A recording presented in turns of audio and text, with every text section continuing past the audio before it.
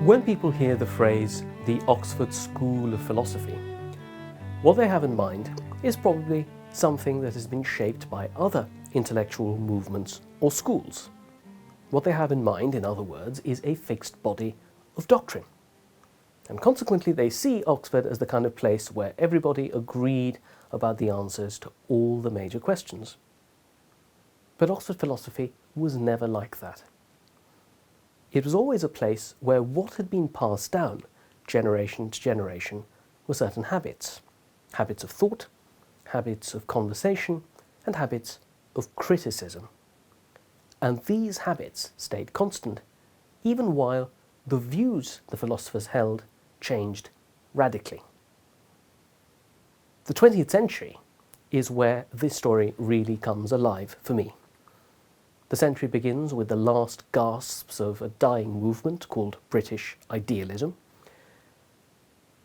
We end the century with a pluralistic, globally connected department with several traditions, all finding their home in Oxford. And in between we see the rise and eventually the fall of a more narrow school of thought, and one that is most commonly associated with Oxford, something called ordinary language philosophy. Now, I'm going to tell this story in 3 acts. The first act is set in the interwar years, the 1920s and 30s. And here we see how that old movement, British idealism, finally meets its end and is slowly replaced by a new tradition of philosophy, much influenced by traditions from the continent, something called analytic philosophy. We then move on to the years after the Second World War, and these are the decades when Oxford philosophy meant, above all, the careful dissection of everyday concepts in the tutorial room and in the seminar. And finally, we'll talk about the later 20th century, when criticism, diversification, and the influences of traditions from the outside, particularly from Austria, Germany, France, and the United States, transformed Oxford once again. And I'll finish with a short argument about why Oxford philosophy mattered and why it still does. Not because of any single philosopher or text or theory, but because of a cultivated style of thought and reasoning that I think is still worth preserving. Now, if you were an Oxford undergraduate at the start of the 20th century, the intellectual atmosphere would have felt very different from how it is today. The central undergraduate course that allowed you to study philosophy was not one called philosophy, but one called greats. It was a subject which combined philosophy with ancient history and the study of Greek and Latin language and literature. The philosophers that one read were mostly ancient, and the debates that one was supposed to master were still shaped by the shadows of 19th century British idealism. The most influential figure of that period, the late Edwardian years, was a man called John Cook Wilson. His influence didn't lie in the books or articles he published, but in his personal style and example. Cook Wilson belonged to a school generally called Oxford realism. He was convinced that there was a real world independent of the mind, of our attitudes, of our language, a world that existed anyway. And the business of philosophy was to help us to gain knowledge, a knowledge of the world outside of our minds. He distrusted system building in philosophy, and he distrusted philosophical jargon. What he cultivated in his students was great attention to precision and clarity, and a certain kind of sharp, almost forensic reasoning. Alongside him there were others, people such as H.W.B. Joseph and Harold Pritchard, and they carried forward versions of the old idealist and realist traditions and the debates among them. Now, the debates between them might seem to a later generation inward-looking or merely scholastic, but they set the tone for Oxford philosophy's emphasis on careful argument over grand theory. Meanwhile, outside Oxford, philosophy was changing fast. At Cambridge, G.E. Moore and Bertrand Russell were revolutionising the subject with the tools of modern logic, and with a new focus on something they called analysis, the task of trying to spell out as precisely as possible, if necessary, with the use of formidable new technical devices, the true meaning of what we say, even with our ordinary and everyday words. Meanwhile, a young Austrian student in Britain, Ludwig Wittgenstein, was preparing to blow the roof off the whole thing. In Vienna, at the same time, a movement called logical positivism, or sometimes simply the Vienna Circle, were exploring the relations between philosophy and the natural sciences, in particular the science that seemed most prominent and promising at this stage in history, and that was modern physics. Oxford, by contrast, as was often the case, moved more slowly. The philosophy of analysis, or analytic philosophy, arrived here not with a bang, but as more of a gradual seep. First through students who had encountered it elsewhere, and then through a handful of Oxford dons who were willing to take it seriously. And still, the old greats curriculum, with its classical backbone, meant that philosophy here retained a flavour quite unlike the sharper, more scientifically and mathematically minded work that was happening in Cambridge. Now, one figure who didn't really fit in any camp was R.G. Collingwood. Now, Robin Collingwood was, in addition to being a philosopher, also a historian and an archaeologist, and he defended the possibility of a systematic metaphysics at a time when most of his colleagues were turning away from that older tradition. He took more seriously the ideas that had been made prominent by the idealists who had come before him. The idea that reality is something that is deeply shaped by the concepts and categories of the human mind, and not simply a matter of discovering some truth that lies outside it and independent of it. But Collingwood was in many ways out of step with the dominant mood, but it serves as a helpful reminder that at all of the stages in its philosophy, even the most insular, Oxford always had its mavericks. The First World War shook Oxford as it had shook everything else. A generation of promising students and young dons was lost. Those who returned often came back with altered priorities, a scepticism towards grand systems, and in some cases a fascination with the practical and the concrete. So, in the 1920s, philosophy began to change course, slowly but decisively. The social fabric of the discipline began to change. There were more informal gatherings. The most famous of these was a group called the Wee Teas, whose name was a play on the name of the Free Church of Scotland, the Wee Frees. So this included such philosophers as H.H. Price, who did some pioneering work on the philosophy of perception, and more importantly, Gilbert Ryle, one of the major figures in this stage of Oxford philosophy. Now, these were occasions for intense but often playful and friendly discussion, sustained by tea, biscuits, sometimes beer, and the pleasure of picking apart an argument line by line. As Gilbert Ryle once put it, there was no question of people having permanent allies or permanent opinions. One discussed philosophy as one discussed anything else with friends, with an openness to having one's mind changed by argument. So figures such as Price and Ryle were crucial in bringing a more analytic, argument-driven style to Oxford. The Oxford tendency was less to build grand edifices or systems than to probe concepts for hidden confusions and misleading assumptions. The interwar years also saw a growth in the range of topics that it was permitted to discuss. Logic, of course, had always had a prominent place, but questions about perception. What is it that I see when I think I see a tomato. Questions about knowledge began to be prominent. And there was also a renewed interest in questions of ethics, particularly on the nature of duty, and to a smaller degree, some questions in political philosophy.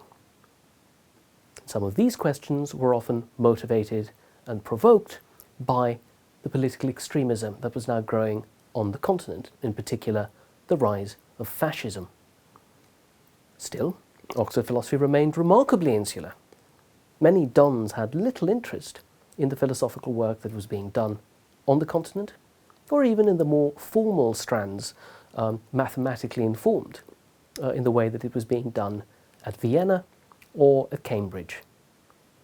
Now, this insulation would have consequences, both strengths and weaknesses, in the years to come. But by the eve of the Second World War, Oxford had a philosophical style recognisably its own, rigorous and anti-metaphysical, suspicious of jargon, and above all, committed to the art of argument as something done in real time, face to face. That brings us to the Second World War.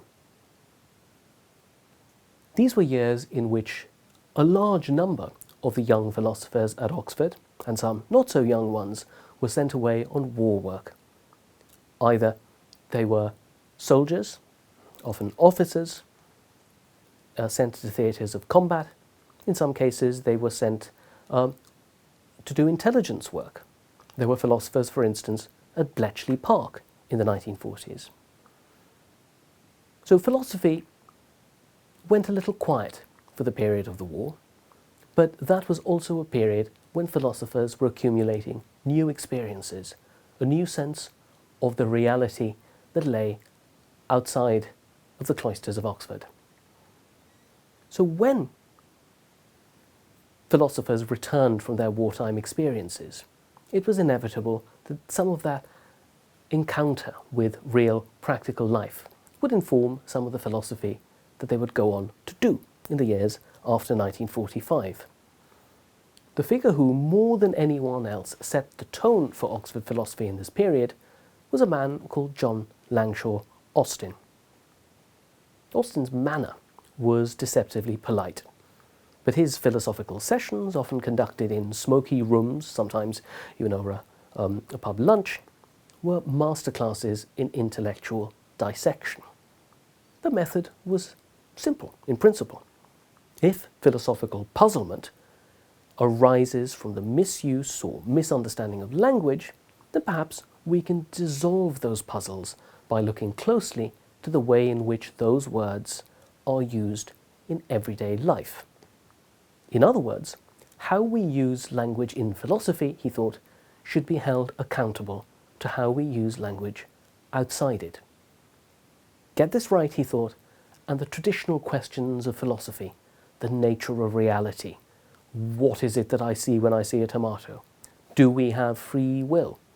These questions would be not solved, but, as he liked to say, dissolved.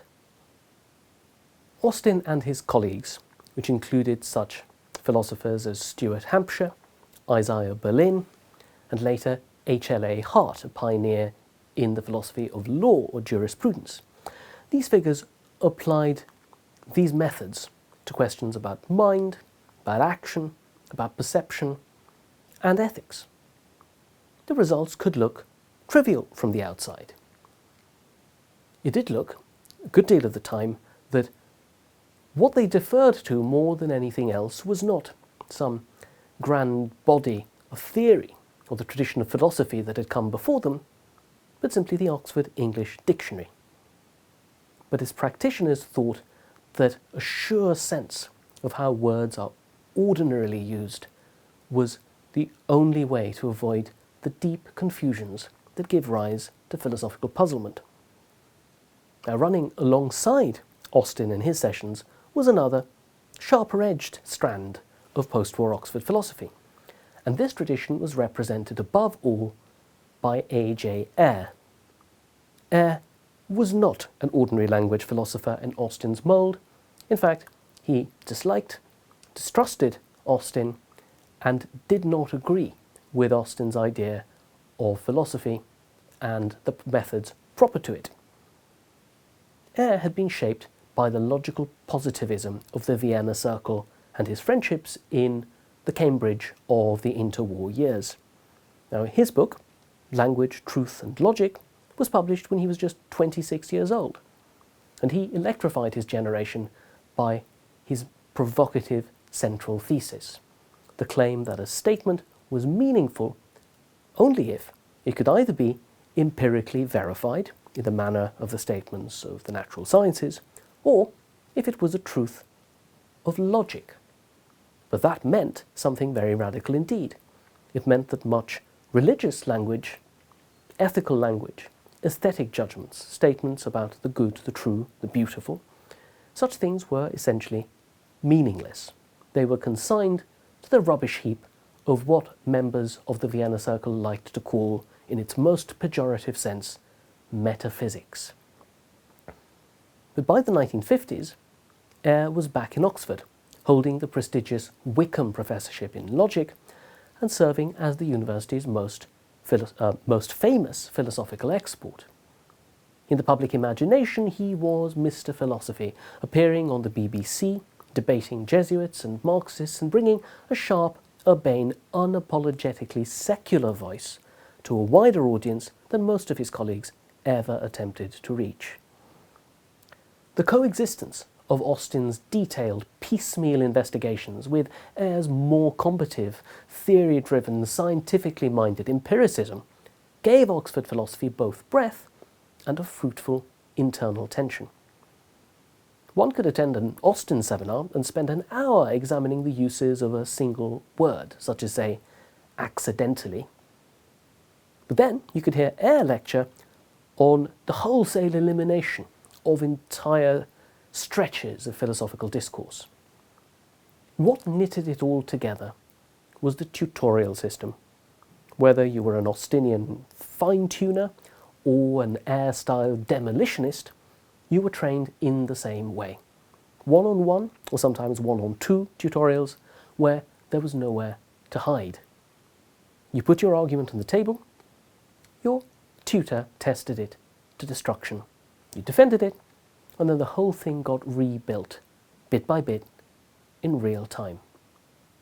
For those 10 years, especially in the 1950s, Oxford was the philosophical place to be. Students arrived from across the English-speaking world, from the United States and Canada, from Australia, from India. Visiting scholars came to learn the method, and Oxford philosophy became what one might call a global brand. But it was a brand with competing flavours, and the interplay between Austin's micro-analysis and Ayer's sweeping empiricism is part of what gave that period its distinctive energy. But by the mid-1950s, things were beginning to lose steam a little. What had seemed, a decade earlier, like an exhilarating, a radical, a novel way to dissolve philosophical problems was beginning to feel narrow, even evasive. This came out in a number of different ways. Some of those who expressed doubts were people who had been educated within Oxford itself, people such as Iris Murdoch, for instance. She had been trained in the Oxford classical way, but her interests ranged much more widely. She had spent a good deal of the war in Europe, working with refugees, and had had serious encounters with the work of the French existentialist tradition. Having read the works of a Camus or a Sartre or a Simone de Beauvoir, returning to Oxford and listening to what was going on with either Ryle or Austin or Ayer did seem a little bit weak tea in contrast. Murdoch believed that ordinary language philosophy's suspicion of metaphysics, its belief that there really wasn't such a thing as the inner life, something going on privately in the mind, left out large stretches of important human experience, of what we would call the inner moral life. In her essays, and more obliquely in the many novels she began to write from her mid-30s onwards, she argued for a return to a more ambitious, more imaginative, more literary moral philosophy. One that was willing to take on, unapologetically, the large traditional questions about the good, the beautiful, the transcendent. Another insider critic and a friend of Murdoch's was Elizabeth Anscombe.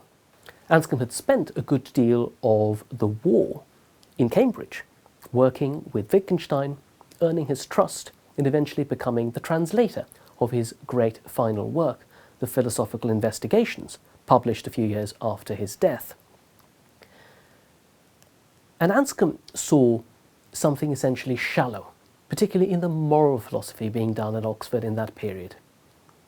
Her famous paper from the mid-1950s, Modern Moral Philosophy, dismissed much of the work of her contemporaries as intellectually bankrupt, indeed morally corrupt, and called for a return to a richer set of resources influenced by the tradition of Aristotelian thought, one that gave a central place to ideas of virtue and vice. But there were also critics who were considerably less friendly to the potential and promise of Oxford philosophy. One such figure was Ernest Gellner, himself an émigré from Central Europe during the war.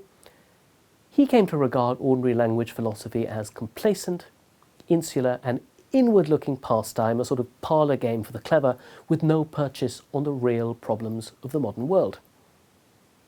Another critic, coming from the political left, was Herbert Marcuse, from the movement often called the Frankfurt School, and he suggests that the analytic focus on linguistic tidiness amounted to an abdication of philosophy's traditional role, its critical role, and the traditional project of philosophy to emancipate human beings. Now, even Ayer, never a true Austinian, embodied a more restless, outward-looking strand within Oxford. Now, his own philosophical positions, logical positivism, were coming under considerable stress, and later on in his career he appeared to abandon a good deal of what had made his earlier positions distinctive. But his insistence that philosophy must stay in touch with the sciences pointed towards a larger agenda than that of the pure ordinary language practitioners. By the 1970s, after the death of Austin and then later of Ryle, those critiques had finally had their effect. Metaphysics, ethics, the philosophy of science, political theory, systematic theories of justice and goodness, all of these fields had found new energy, often inspired by original work being done by philosophers from North America. Figures such as David Lewis, Saul Kripke, and John Rawls.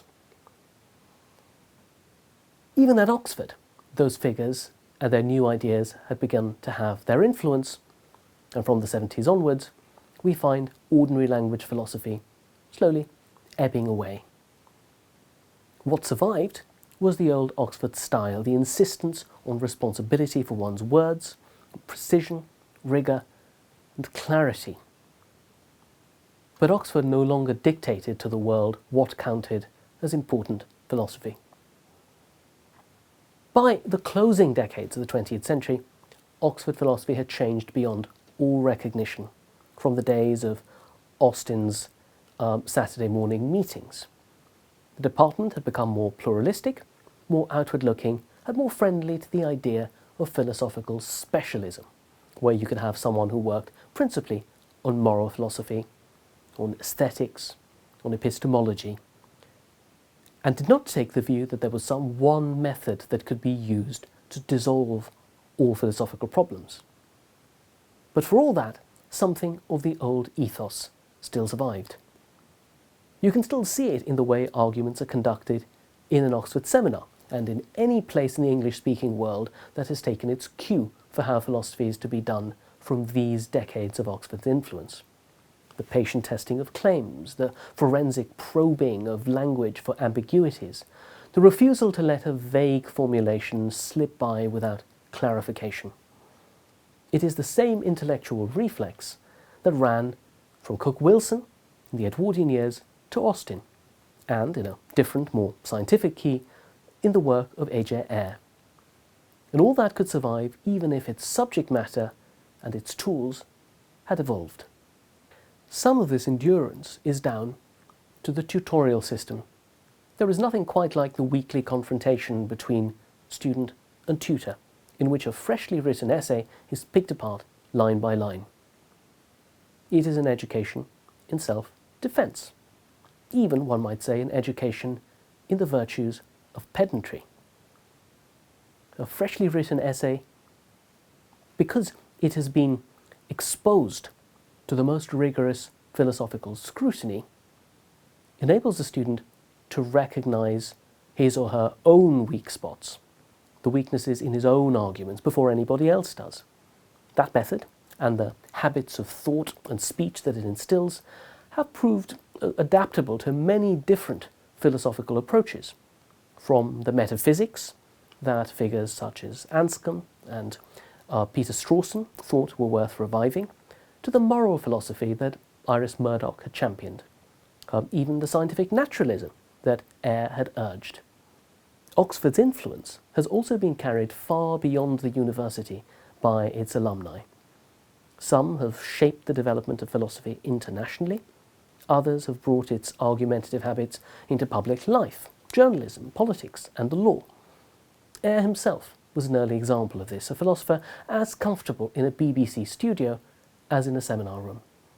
But many since have taken up that mantle, often without thinking of themselves as public philosophers at all. Now, what makes Oxford distinctive now is not a single doctrine or a closed tradition, but a cultivated style of engagement, intellectually ambitious, yet sceptical of pretension, adversarial, yet collaborative, disciplined, yet adaptable. It is a style that has survived repeated challenges from internal critics, such as Murdoch and Anscombe, from external polemicists, such as Gellner and Marcuse, precisely because it can coexist with deep disagreement about philosophy's subject matter and its aims. In a century where public discourse often favours speed over care and certainty over curiosity, that style might well be Oxford philosophy's most valuable export. So, what have we seen in this whistle-stop tour of Oxford philosophy in the 20th century? We began in the last years of the old order, a world of classical greats, of Cook-Wilson's debate between realists and idealists, and debates that seemed, even at the time, slightly insulated from the storms gathering outside the college walls. Then came the interwar transformation, the slow infiltration of analytic methods from Cambridge, Germany and Austria, and the rise of figures such as Gilbert Ryle, and later of Ayer and J.L. Austin. The post-war years, as we saw, gave us the high watermark of ordinary language philosophy. J.L. Austin at the helm, tutorials as crucibles of minute linguistic analysis. And then came the challenges. Critics such as Murdoch and Anscombe, dissatisfied with what they saw as the narrowness of the Oxford focus, and external critics, Marxists many of them, charging the whole enterprise with parochialism, with bourgeois triviality, or political quietism. By the 1970s, the dominance of ordinary language philosophy that had been so exciting when one first encountered it in the late 40s onwards had been replaced by a richer set of rival approaches. And yet, through all of this, something endured. Not a doctrine, for Oxford's never had one unified doctrine, but rather a way of doing philosophy. This was a way of doing philosophy that focused on certain virtues, the virtues of rigour, of patience, of precision, unafraid of slow progress, and confident that the best philosophical work happens when friends meet face to face. That, in my view, is why Oxford philosophy still matters. In a world where public discussion rewards the worst philosophical vices, Oxford still stands for a different ideal. That disagreement can be conducted in good faith. That one way of showing respect to one's opponents is by trying one's best to knock their theories down. And moreover, what Oxford stands for is the idea that the mark of a philosophical mind is not that it never changes, but that it does change in response to argument. None of this is mere nostalgia. The 20th century story that we have traced shows how the Oxford style can survive change, even thrive on it, without losing its character. The lesson is that traditions needn't be brittle.